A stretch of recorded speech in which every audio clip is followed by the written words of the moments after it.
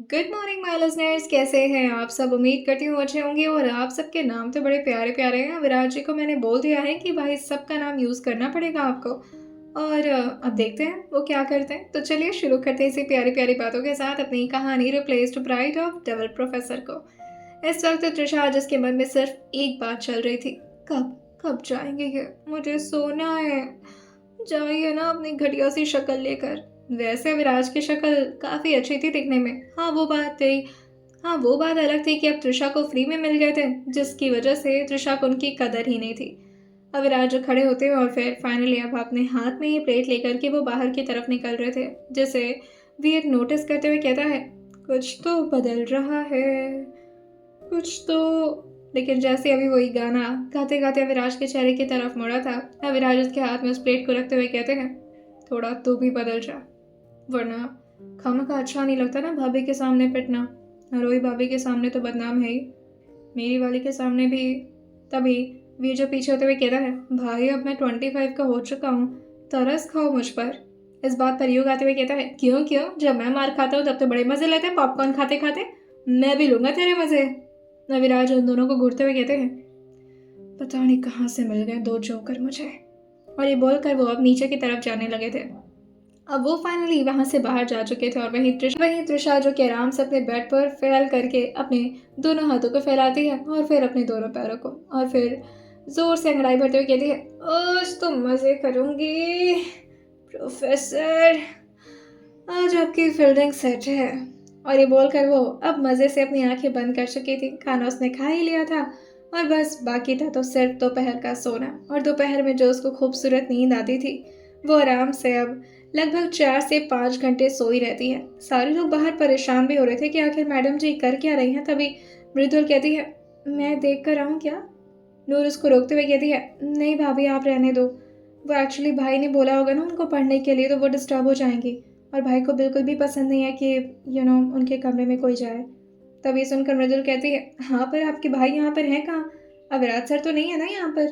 यह सुनते ही आरोही कहती है, वो क्या है ना मृदुल, अविराज को पता नहीं कैसे सब कुछ पता चल जाता है। अरे अगर उनके कमरे का कोई दरवाज़ा भी खोले ना तो शायद उनके दिमाग को ट्रिंग ट्रिंग वाली घंटी मिल जाती है और वो यहाँ की ट्रिंग ट्रिंग बजाना शुरू कर देते हैं। इसी वजह से उनके कमरे में कोई नहीं जाता। ये सुनते ही मृदुल कहती है, ओके मैं भी नहीं जाऊँगी, पर वो तो मेरी बहन का भी कमरा था इस वजह से। लेकिन तब यशना जी कहती है, नहीं तुम्हें अगर मिलना होगा तो मैं उसे नीचे बुलवा दूँगी, पर इस तरह उसके कमरे में। तभी मृदुल कहती है, ओके ओके ओके कोई दिक्कत नहीं है। और फिर वो नीचे इंतज़ार कर रही थी कि आखिर कब आएगी उसकी बहन। अब तो शाम का चाय पानी नाश्ता भी हो जाता है। तभी आज अर्चना जी किसी से वीडियो कॉल पर बात कर रही थी और काफ़ी ज़्यादा स्माइल करते हुए आरोही जो मृदुल के साथ ही बैठी हुई थी और चाय पीते हुए कहती है, देख रही हो आज भी क्या कपल बने फिरते हैं ये लोग। मेरे हस्बैंड से ज़्यादा अच्छे तो मेरे पापा जी हैं। कितना ध्यान रखते हैं मम्मी का, हर दिन कॉल आता है, वो भी 3 3 4 4 टाइम। ये देख करके मृदुल कहती है, और हमारे दानिश को देखिए, उनको तो वक्त ही नहीं मिलता है। तभी इस बात पर आरोही कहती है, और मेरा दर्द सुनो, मेरी तो शादी को भी साल हो गए, लेकिन मजाल है जो भी कुछ हुआ हो। यह सुनते ही मृदुल जो हैरानी से आरोही की तरफ देख कर पूछती है, आप लोग के बीच अभी कुछ नहीं हुआ। अब आरोही थोड़ा शर्माते हुए कहती है, अरे नहीं मतलब अब सबको एक्सपेक्टेशन है कि अब हमारे भी बच्चे, लेकिन आशीष जी को तो बस अपने काम से फुर्सत ही नहीं मिलता है। तभी ये सुनकर मृदुल जो उसके लिए थोड़ा दुखी होते हुए कहती है, पर ऐसा क्यों, क्या वो आपसे प्यार नहीं। लेकिन तभी इस बात पर आरोही कहती है, इसका तो तुम नाम मत ले लेना उनके सामने, वरना वो जताना शुरू कर देते हैं प्यार, और सबके सामने तो बहुत अकड़ू बनते हैं, कमरे में जाकर जो प्यार मतलब समझ रही हो ना तुम। ये सुनते ही मृदुल अपने मुंह पर हाथ रखते हुए कहती है, नहीं मैं तो नहीं समझ रही, आप थोड़ा एक्सप्लेन कर कर बताइए ना। तभी नूर पीछे से आइसक्रीम खाते हुए कहती है, मैं अगर चाहूँ तो बता सकती हूँ वैसे मृदुल भाभी, कि आखिर हमारे आशीष भाई आरोही भाभी के साथ कैसे रहते हैं। ये सुनते ही आरोही जो से घूरते हुए कहती है, ये क्या तरीका है नूर, और तुम्हें कैसे पता कि वो कैसे रहते हैं, तुम्हें पता है वो कितने ज़्यादा डेंजरस है, कितना डरती हूँ मैं उनसे। ये सुन करके वो अपने सर को हाँ मिलाते हुए कहती है, हाँ हाँ बहुत डरती हैं आप, कमरे में जो हंटर की आवाज़ आ रही थी ना, सब पता है मुझे। ये सुनते ही आरोही जो कहती है, क्या बोल रही हो नूर, पागल हो गई हो क्या, और ये सब नहीं बोलते। तभी नूर कहती है, नहीं नहीं, सबको तो ये लग रहा होगा ना कि हंटर से आपकी पिटाई कर रहे थे आशीष भाई। ये सुनते ही मृदुल जो हैरानी से कहती है, क्या वो आपको मारते हैं? आरोही जो बस अपने चेहरे को नीचे झुकाए हुए थे और इस पर कुछ भी नहीं बोलती, वही नूर जो हंसे ही जा रही थी। मृदुल जो समझ नहीं पाती कि आखिर ये कुछ फनी है क्या, क्योंकि ये तो थोड़ा अजीब था और वियर्ड साउंड कर रहा था कि कोई पति अपनी पत्नी को इस तरह मारता है, वो भी हंटर से। लेकिन तभी आरोही जो अपने चेहरे को उठा करके मृदुल की तरफ देखकर कहती है, तुम बैठो यार, और नूर इसके लिए भी आइसक्रीम मंगवाओ, बेचारी कितना परेशान हो गई है। और ज़रूरी थोड़ी ना अगर हंटर की आवाज़ आए तो पति के हाथ में हंटर हो और बीवी उसके सामने हो। कभी ऐसा भी तो हो सकता है कि पति के हाथ बेड पर बंधे हों और पत्नी के हाथ में हंटर हो, और वो हो सकता है ना मृदुल। ये सुनते ही मृदुल जो कहती है, ओह माय गॉड, आप इतनी बोल्ड हैं। तभी नूर कहती है, अरे अभी जानती नहीं आप भाभी का असली रंग। हाय, मैं तो फिदा हूँ इन पर। मैं तो सोचती हूँ काश मैं अभी होती लड़का, कितना सही रहता ना, इतनी सुंदर सी बीवी। और वैसे मैं तो सोच रही हूँ ना कि आपको भी पटा ही लूँ मृदुल भाभी। तभी मृदुल कहती है, हट बदमाश, मैं आती हूँ आप लोग के लिए भी आइसक्रीम लेकर। तभी नूर कहती है, हाँ मेरे लिए एक और, मेरा तो आइसक्रीम से मन ही नहीं बढ़ता। आरोही जो अब फिर से अविराज के कमरे की तरफ देखकर कहती है, वैसे ये लड़की रह कहाँ गई, बुलाओ इसे। त्रिशा भी हमारे साथ होती तो कितना मजा आता। नूर कहती है, मजा नहीं आता, फिर तो हंसी से पेट फूल जाता, कितनी मस्त है ना। मेरी तो फेवरेट ही बन गई है वो। तभी आरोही कहती है, अच्छा तो मतलब मेरी रिप्लेसमेंट ढूंढ ली तुमने, अच्छी बात नहीं है नूर, मैं तुम्हारी फर्स्ट भाभी हूँ। यह सुनते ही वो उसके कंधे पर ये सुनते ही वो आरोही के कंधे पर हाथ रखते हुए कहती है, आप भाभी नहीं, आप तो आइटम हो मेरी। और ये बोलकर वाइबिंग करते हुए वहां से उठ चुकी थी। लेकिन उठते ही जैसे अभी उसकी नज़र पड़ती है अपनी मॉम की तरफ, वैसे तो आरोही जी से बोलती है, लेकिन वो सुना अपनी मम्मी और पापा को रही थी और खास से कहती है, 60 के बरस में भी ये जो रोमांटिक बातें चल रही हैं, अगर वो कमरे में होती तो ज़्यादा मज़ेदार होता मॉम। तभी अर्चना जी जो कि खड़े थे वो कहती हैं, नूर पागल हो तुम, पापा है तुम्हारे। तभी नूर कहती है, वही तो। और फिर वो जाकर के वीडियो कॉल से अपने डैड की तरफ देखकर कहती है, पापा अगर नहीं रहा जा रहा मॉम के बिना तो आप ही जाओ ना। तभी अर्चना जी कहती हैं, कल आ रहे हैं ये। जैसे ही आरोही ने सुना था वो भी एक्साइटेड होते हुए कहती है, सच में आप आ रहे हैं पापा जी, जल्दी आइए। आपको पता है यहाँ पर कितनी बड़ी बड़ी बातें हो चुकी हैं जिसके बारे में आपको कानो कान खबर तक नहीं है, कल आएंगे ना तो पक्का शौक हो जाएंगे आप। तभी अर्चना जी कहती है, हाँ उन्हें सब कुछ पता है। तभी आरोही कहती है, वो तो मुझे पता ही था, रात रात भर आप उनसे बातें जो करती होंगी। और आपको पता है पापा जी, मम्मी जी का दिल नहीं लग रहा आपके बिना, आ भी जाइए ना। विश्वनाथ जी वैसे तो दुनिया के लिए होंगे स्ट्रिक्ट, मगर अपने परिवार के लिए वो बहुत ही ज़्यादा सॉफ्ट थे। हाँ लेकिन सिर्फ अपनी बहुओं के लिए और अपनी बेटी के लिए, क्योंकि अपने लड़कों के लिए तो वो जितने स्ट्रिक्ट थे ये सिर्फ युग, वीर, अविराज और आशीष ही जानते थे। हाँ, अविराज और आशीष के साथ वो थोड़े नॉर्मल रहते थे क्योंकि वो दोनों तो पहले से ही इतने ज़्यादा मैच्योर थे। यहाँ पर तो सारे लोग मस्ती मजाक कर रहे थे, वही त्रिशा जो कि आराम से बेड पर खर्राटे पे खर्राटे लिए जा रही थी। और लगभग अब रात के बज चुके थे 8:30। फाइनली अब अविराज की भी एंट्री अपने मेंशन में हो ही चुकी थी। और जैसे अविराज अंदर की तरफ आए थे सारे लोग जो कि हैरान थे। आजकल अविराज घर पर कुछ ज़्यादा ही वक्त बिताना चाह रहे थे, क्योंकि क्योंकि वैसे तो अविराज हमेशा सुबह के 7 से 8 बजे तक निकलते और उसके बाद रात के लगभग 12 बजे के बाद ही उनका घर में आना होता था। तभी अर्चना जी कहती हैं, क्या बात है बेटा, हमसे भी थोड़ा मिल लिया करिए। अविराज अपने फ़ोन को देखते हुए कहते हैं, हेलो मॉम।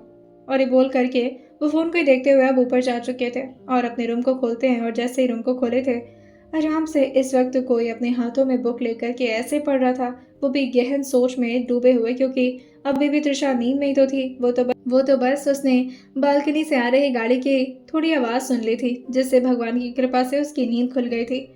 और अभी भी उसकी आंखें जो बार बार रह रह करके बंद ही हो रही थी। तभी अविराज कहते हैं, इतनी देर से पढ़ाई कर रही हो कि इतना थक गई तुम? ये सुनते ही त्रिशा कहती है, हाँ मैं तो सोच रही थी कि मैं पढ़ती ही रहूँ। आपको अच्छा लगता है ना मैं जब ज़्यादा पढ़ती हूँ तो?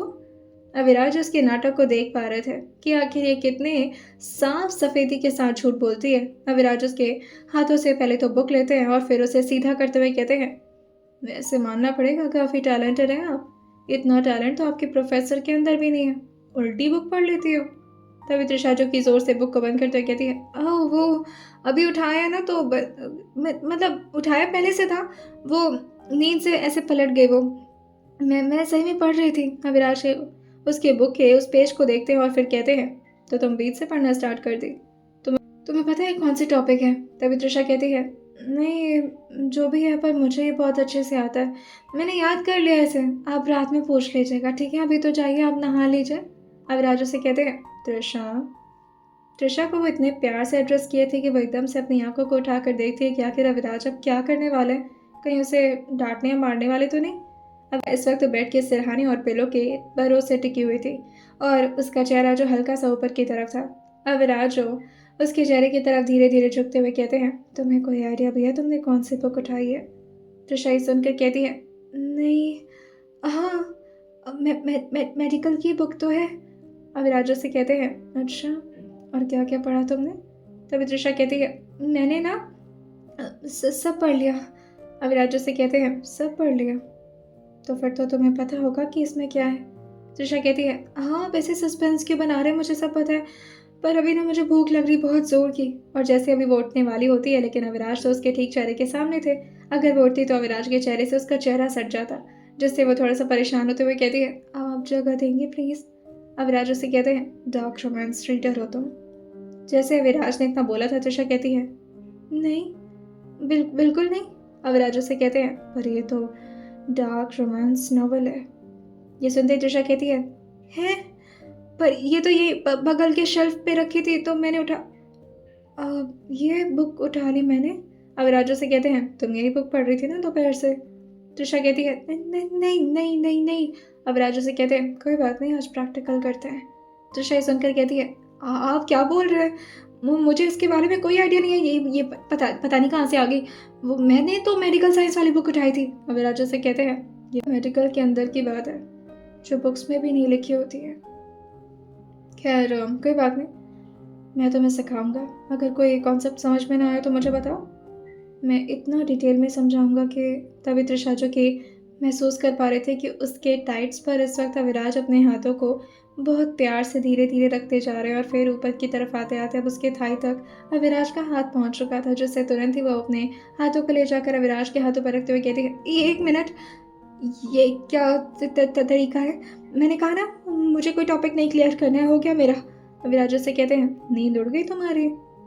तृषा जो अपने दिल पर हाथ रखते हुए और फिर खुद से ही कहती है, नींद क्या, अगर ऐसे थोड़ी देर और बात की तो मेरी जान भी उड़ जाएगी। हमेशा अपने अपने बनाए हुए चंगुल में खुद फंस जाती हूँ, उल्लू हूँ क्या मैं? अविराज उसके गाल पर धीरे से पंच करते हुए कहते हैं, अब उल्लू हो तो उल्लू ही सही, जो भी हो मेरी हो, कोई बात नहीं। और फिर वो उस बुक की तरफ देख कर के हल्का सा स्मर्क करते हैं और फिर तृषा की तरफ देख कर कहते हैं, नहा के आता हूँ मैं, उसके बाद टॉपिक पर गहन विचार करेंगे मैडम। जैसे विराज ने इतना बोला था, अपनी आंखों को तृषा की नज़रों में ऐसे गड़ाए हुए जैसे कि वो तृषा को नहीं बल्कि तृषा की आत्मा को देख रहे हो। तृषा एकदम से अपनी आंखें बंद कर लेती और अपने चेहरे को दूसरी तरफ घुमा लेती और जैसे अविराज कपड़े को लेकर के बाथरूम के अंदर गए थे शावर लेने, तृषा जोर से उस बुक को घूरती और फिर खुद से कहती है, ओ क्या करूं मैं, अपना पागल हूं क्या मैं? हे भगवान, मैं इतनी नींद में तो नहीं होनी चाहिए ना। कान्हा, आप हमेशा मुझे जानबूझकर फंसाते हो, क्या दुश्मनी है आपको मुझसे? इतनी भोली सी लड़की हूँ मैं। 1 मिनट, डार्क रोमांस की नॉवल यहाँ क्या कर रही है? यहाँ कौन पढ़ता है डार्क रोमांस? कहीं ये तो नहीं पढ़ते? इसी वजह से इतनी गंदी गंदी बातें करते हैं। छी, अश्लील पति मिल गया मुझे, अभी क्या करूं? और फिर वो अपनी नाखूनों को चबा रही थी क्योंकि बेचारी नर्वस जो हो रही थी। लेकिन फिर उसे मिलता है अपने ठीक सामने का वो दरवाज़ा, जो कि उसके लिए स्वर्ग का दरवाज़ा नजर आ रहा था इस वक्त, और वही जगह थी जो तृषा को इस नर्क से बचा सकती थी और साथ ही उस यमराज से भी। और उस यमराज को वो अभी अविराज के रूप में ही अच्छी तरीके से इमेजिन कर रही थी। वो तुरंत ही अपने फ़ोन को अपने हाथ में लेती और जल्दी जल्दी भागी थी नीचे की तरफ।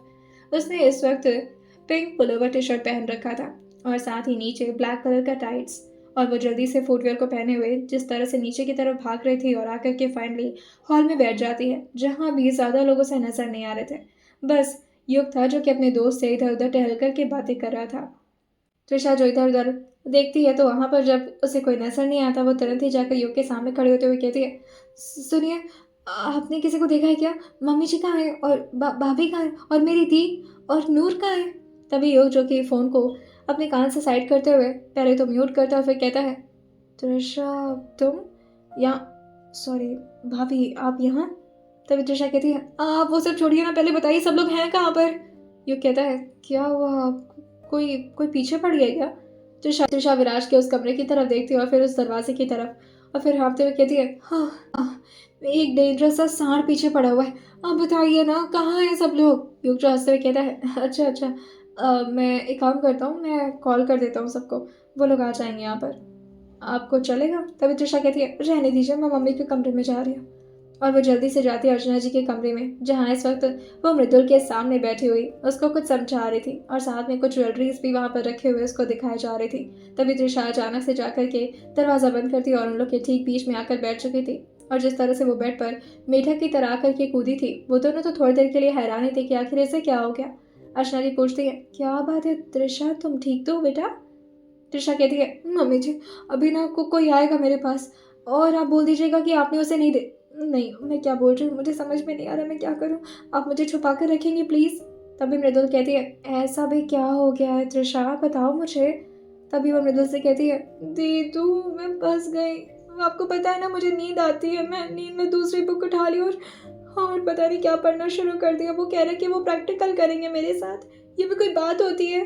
ये सुनकर अर्चना जी कहती है, बट ये तो अच्छी बात है ना बेटा, अगर वो तुम्हारे साथ प्रैक्टिकल करेगा तो तुम्हें अच्छे से समझ में आ जाएगा। तभी त्रिशा कहती है, हाँ पर वो चीज़ प्रैक्टिकल करने वाली नहीं है, वो बहुत गंदी चीज़ है, आप नहीं समझेंगी। तभी मृदुल कहती है, अच्छा ठीक है, एक काम करो, तुम मेरे कमरे में चलो, अभी तो दानिश है नहीं, तो तुम वहीं पर रहना, ठीक है? तभी त्रिशा कहती है, नहीं नहीं, आप नहीं बचा पाएंगी मुझे उस अकड़ू से, मैं मम्मी जी के साथ ही रहूँगी। और एक काम करिए, आप ना भाभी जी को भी बुला लीजिए, मैंने देखा है वो बहुत इज्जत करते हैं भाभी जी की। तभी ये सुन करके अर्चना जी कहती हैं, अच्छा ठीक है, मैं बुला देती हूँ, आरोही को भी बुला देती हूँ, नूर को भी बुला देती हूँ, सब तुम्हें बचा लेंगे, ठीक है? त्रिशा कहती है, हाँ हाँ ठीक है ठीक है। और ये बोलकर वो खुश हो गई थी। जैसे ही सब लोग वहाँ पर आकर मौजूद हुए थे, तभी आरोही पूछती है, कौन सा प्रैक्टिकल? हाँ हाँ, देवरानी जी। तभी ये सुनकर त्रिशा कहती है, आप मेरे साइड में है ना, तो मेरे मज़े क्यों ले रहे हैं? अच्छा सुनो, कोई नहीं बताएगा कि मैं यहाँ पर हूँ, मैं मम्मी जी के पीछे छुपी रहूँगी। सब लोग अब आसपास में, त्रिशा की वजह से सब लोग फिर से अब मिल चुके थे और आपस में बातें करना शुरू कर दिए थे। और सब के सब वाकई त्रिशा की खिंचाई ही कर रहे थे, जो कि सुन सुन करके त्रिशा का दिमाग खराब हो रहा था। तभी नूर जाकर के उसके सामने बैठते हुए कहती है, डर लग रहा है भाभी? ये सुनकर त्रिशा कहती है, हाँ बहुत ज़्यादा लग रहा है, प्लीज़ आप लोग यहीं पर रहिएगा, मुझे छुपा कर रखिएगा और आप लोग ना। तभी ज़ोर से दरवाज़ा खुलता है और आवाज़ आता है, त्रिशा बाहर आओ। जैसे ही अविराज ने ये बोला था, तभी त्रिशा कहती है, मैं यहाँ पर नहीं हूँ, मैं नहीं आऊँगी। ये सुनते ही सारे लोग अपने सर पर अपना हाथ रख रहे थे। तभी नूर कहती है, क्या बोल रही हो भाभी? भाई वो एक्चुअली भाभी तभी अविराज जो कि अंदर की तरफ आते हुए कहते हैं, त्रिशा चलो मेरे साथ। लेकिन तभी आरोही जो कि अविराज को छूट में रोकते हुए कहती है, जाने भी दीजिए ना देवर जी, अब बच्ची है, गलती हो जाती है, माफ़ कर दीजिए। अविराज उसे कहते हैं, नहीं नहीं, मैं तो इसे बस इसके फेवरेट टॉपिक को समझाने की बात कर रहा था, मैं इसे डांटने वाला थोड़ी ना हूँ, चलो त्रिशा। तब त्रिशा कहती है, नहीं, ये जो बस प्यार भरी आवाज़ में ये बोल रहे हैं ना, ये इनका जाल है, ट्रैप बिछा रहे हैं, इन पर कोई भरोसा मत करना। अविराज अब उसके साइड में आ चुके थे और तभी त्रिशा के सामने झुकते हुए कहते हैं, अगर तुम मेरे साथ नहीं चली अभी तो मैं तुम्हें। तभी त्रिशा कहती है, हाँ क्या क्या कर लेंगे, मम्मी जी हैं यहाँ पर। अविराज उससे कहते हैं, गोद में उठा कर ले चलूंगा। और वो वाकई त्रिशा को सबके सामने से इस तरह से गोद में उठाकर ले जा रहे थे, जैसे कि अविराज ये दिखाने की कोशिश करो कि वो उनकी पत्नी है और वो अपनी पत्नी के साथ कुछ भी करे, उनका परिवार बीच में कोई टांग नहीं अड़ा सकता। तभी युग जो आकर के अविराज के सामने बड़ी हिम्मत से खड़े होते हुए कहता है, भाई आप ये ठीक नहीं कर रहे हो, त्रिशा बहुत डर, भाभी बहुत डर रही हैं और मुझे लगता है कि आपको उन्हें थोड़ी देर अकेले छोड़ देना चाहिए, ऐसे तो उन्हें पैनिक अटैक आ जाएगा। वो मैं नहीं बोल रहा था ऐसा, वीर बोल रहा था, वीर तूने बोला ना ऐसा। तभी वीर कहता है, मैं कुछ नहीं जानता, ये तो मेरे सिलेबस से ही आउट है, मैं तो पढ़ाई कर रहा हूँ भाई, आप देख लो युग को। तभी वो युग की तरफ घूरते हुए कहते हैं, रात में 12 बजे के बाद तुम्हारी क्लास लूँगा मैं, आज सोना नहीं है तुम्हें। तभी त्रिशा कहती है, ये कैसे इंसान है आप, खुद तो नहीं सोते, दूसरों के बारे में तो सोचा करिए। अविराज से कहते हैं, तुम क्यों परेशान हो रही हो? तुम्हें तो चैप्टर एक्सप्लेन करना है ना मुझे अच्छे से। तभी तृषा कहती है, देखिए मेरे साथ ना पंगा लेना बहुत भारी पड़ जाएगा आपके लिए, मैं बहुत खतरनाक लड़की हूँ। अविराज उसे कहते हैं, मुझे अच्छे से पता है, मेरी स्टूडेंट हो ना। और ये बोलकर वो फाइनली अब उसे कमरे के अंदर की तरफ ले जाते हैं। तभी तृषा और ये बोल करके फाइनली वो तृषा को अब अपने साथ कमरे के अंदर ले जा चुके थे। तृषा इंतजार कर रही थी कि कभी ये महाशय उसे गोद से नीचे उतारेंगे, और वैसे अविराज ने तो अपने कपड़े भी चेंज कर लिए थे। ये देख करके तृषा मुंह बनाते हुए कहती है, ये क्या बात हुई? इतनी जल्दी शर्ट कैसे उतार ली इन्होंने? अगर वही शर्ट पहने होते तो। लेकिन फिर उसकी नज़र जाती है अविराज के उस शर्ट पर जो कि वो निकाल करके कपड़े को चेंज किए थे। तृषा जिसके चेहरे पर अब खुरापाती स्माइल आ चुकी थी, और वह स्माइल करते हुए यही सोच रही थी, अब क्या होगा आपका जब आपके पूरे खानदान वालों को पता चलेगा कि आप किसी और से टाके भिड़ा कर आ रहे हैं तो। और फिर वो धीरे से नीचे उतरती है अविराज के बाहों से। अविराज उसको धीरे से ले जाकर बेड के पास अभी बैठा पाते उससे पहले तृषा कहती है, एक मिनट मैं ज़रा पानी पी लूँ, उसके बाद आप आराम से एक्सप्लेन करिएगा ना चैप्टर। और ये बोलकर वो पहुंचती है अभी ड्रॉअर के पास, लेकिन उसका इरादा पानी पीने का थोड़ी ना था, वो तो बस पानी के बहाने से गिलास ली थी। और तभी उनके शर्ट की तरफ देखती है। अविराज को पता था कि मैडम जी क्या करने वाली हैं। अविराज उसी की तरफ देख रहे थे कि आगे उनका नेक्स्ट मूव क्या होगा। तभी तृषा पानी के ग्लास को रखती है और फिर अपनी नज़रों को भी तो अविराज की तरफ घुमाई थी, लेकिन फिर ऐसा प्रिटेंड करती है कि उसे तो कुछ ऐसा दिखा है जिससे उसने अपने चेहरे को तुरंत ही मोड़ लिया है। वहीं ड्रॉअर के पास रख के अविराज की शर्ट को वो अपने हाथों में उठाते हुए कहती है, आप ये शर्ट यहाँ क्यों रख दी है? लाइए मैं इसे वॉश कर दे। एक मिनट, ये क्या है? और फिर वो कॉलर के नीचे देखती है, वहाँ पर लिपस्टिक का निशान बना हुआ था। और तृषा बिल्कुल ऐसे प्रिटेंड करती है जैसे कि उसे कितना बड़ा शॉक लग गया हो, और तभी हैरानी से कहती है, ये क्या है? आप कहाँ गए थे और किसके साथ थे? ये सुनकर अविराज कहते हैं, वो मैं तो अपने ऑफिस में था। तभी तृषा कहती है, ऑफिस में थे या फिर कहीं और मुंह लगा रहे थे? ये एक मिनट रुकिए, मैं ये ना सबको दिखाने जा रही हूँ, और आप जवाब दीजिएगा, वो भी मुझे नहीं, पूरे पूरे खानदान को। और ये बोलकर वह जल्दी से नीचे की तरफ आते हुए कहती है, सब लोग इधर आइए, बहुत ज़रूरी काम है, जल्दी आइए सब लोग इधर। और ये चिल्लाते हुए वो सबको ऐसे अनाउंसमेंट कर रही थी जैसे कि आज तो अविराज की वोट पक्का लगनी है। और सिर्फ उनके फैमिली मेंबर्स ही नहीं बल्कि वहाँ के तो स्टाफ भी आ चुके थे। पीछे पीछे अविराज भी नीचे की तरफ आ रहे थे, लेकिन आज उनके फुट स्टेप्स की रफ्तार काफ़ी ज़्यादा कम थी, जैसे कि वो बहुत ही कामली नीचे की तरफ आ रहे हों। उनके चेहरे पर भी कोई एक्सप्रेशन नहीं था, ना तो वो ज़रा भी टेंशन में थे और ना ही तृषा से ज़्यादा चिढ़ रहे थे। बस उन्हें मज़ा आ रहा था तृषा के इन सारे हरकतों को देख देख करके। जैसे वहाँ की सारे स्टाफ आई थी, अविराज उन सबको घूरते हुए कहते हैं, तुम लोग यहाँ क्या कर रहे हो, जाओ यहाँ से। लेकिन तभी तृषा कहती है, नहीं नहीं, सबको पता चलना चाहिए ना, आप तो सबके बॉस हैं, और आपको तो देख करके सब लोग इंस्पायर होते हैं, पता तो चले कि आपकी हरकतें क्या हैं। तभी अर्चना जी कहती है, क्या बात है तृषा, तुम ऐसे क्यों बोल रही हो, ऐसा भी क्या कर दिया मेरे बेटे ने? तब इस बात पर आरोही कहती है, अब हर बात वो थोड़ी ना आपको बताएगी, कुछ बात तो समझ ही जाना चाहिए। ज़्यादा तंग कर दिया क्या तृषा? जैसे विराज ने सुना था वो हल्का सा अपने गले को क्लियर करते हैं, क्योंकि आरोही की बात थी ही तृषा को इतना ज़्यादा टीज करने वाली। जैसे विराज अपना गला क्लियर किए थे तृषा कहती है, आपके तो गले का खराश मैं उतारती हूँ। और फिर अर्चना जी और बाकी के लोगों को वही शर्ट का निशान दिखाते हुए कहती है, ये देखिए क्या बना हुआ है, ये ऑफिस में ये सब कहाँ किसके साथ? मुझे तो बहुत डर लग रहा है, ऑफिस में ये किसी और के साथ ये सब करते हैं और मैं यहाँ पर बैठकर इनका इंतजार करती हूँ। मैं इनकी वाइफ हूँ, माना कि इतनी अच्छी न्यूज़, लेकिन इसका मतलब ये थोड़ी नहीं कि ये किसी और के साथ अफेयर करेंगे। मेरा कितना दिल टूट रहा है। जैसे अविराज ये सारी बातें सुन रहे थे, अविराज भी आराम से जाकर अब काउच पर बैठ चुके थे और किसी राजा महाराजा की तरह आराम से बैकरेस्ट पर अपने वो दोनों हाथों को टिकाते और फिर एक पैर पर दूसरा पैर चढ़ाए हुए तृषा की बातों को सुनते सुनते धीरे धीरे अपने फिंगर टिप्स को बैकरेस्ट पर टैप कर रहे थे। तभी युग कहता है, भाई अगर आपको ऐसा करना था तो फिर मेरी तृषा ही मिली थी, हमारी तृषा भाभी ही मिली थी। तभी नूर अपने भाई को फेवर करते हुए कहती है, नहीं भाभी ऐसा नहीं हो सकता, भाई को तो कोई लड़की देख भी नहीं सकती, अलाउ ही नहीं है उनको। इनके ऑफिस में तो, एक मिनट, आपके तो ऑफिस में कोई लड़की भी नहीं है ना भाई? तभी अविराज कहते हैं, ये शर्ट शायद, पता नहीं, मुझे याद नहीं है किस लड़की ने ऐसा किया। और हो सकता हो ऑफिस में कोई लड़की विजिट करने आई हो तो। तभी त्रिशा कहती है, देखिए देखिए कितने आराम से इस तरह की बातें बोल रहे हैं, इनको शर्म भी नहीं आ रही है, चेहरे पर जरा भी शिकन है इनके। देख रही हैं आप मम्मी जी, इतने बेशरम है आपके बेटे। तभी अर्चना जी कहती है, अविनाश क्या है ये सब बेटा, आपसे तो हमें ये सब उम्मीद नहीं थी, आप तो हमें सदमे पर सदमा देते जा रहे हैं। पहले ये त्रिशा से शादी, उसके बाद से फिर ये लिपस्टिक के निशान। तभी त्रिशा कहती है, एक मिनट, मैं तो इंसान हूँ और लड़की भी हूँ, मुझसे शादी करके आपको सदमा क्यों लगा? आई मीन इन्होंने मुझसे शादी की तो इसमें कोई बुरी बात है क्या? तभी इस बात पर अर्चना जी कहती हैं, नहीं नहीं बेटा, वो हमने एक्सपेक्ट नहीं किया था ना, हमें तो यही लगा था कि तुम इनकी साली और साथ ही इनके स्टूडेंट हो। अब अचानक से सब कुछ थोड़ा अजीब तो है ये। त्रिशा जो कि समझ पा रही थी कि हाँ ऑकवर्ड तो था ये सब कुछ, लेकिन किस तरह से अर्चना जी उसे पॉइंट कर रही हैं और अपने बेटे को कुछ नहीं बोल रही। वो मुंह बनाते हुए कहती है, पर गलती तो आपकी बेटे की है ना, मुझे इन सब में इन्वॉल्व थोड़ी ना करना था।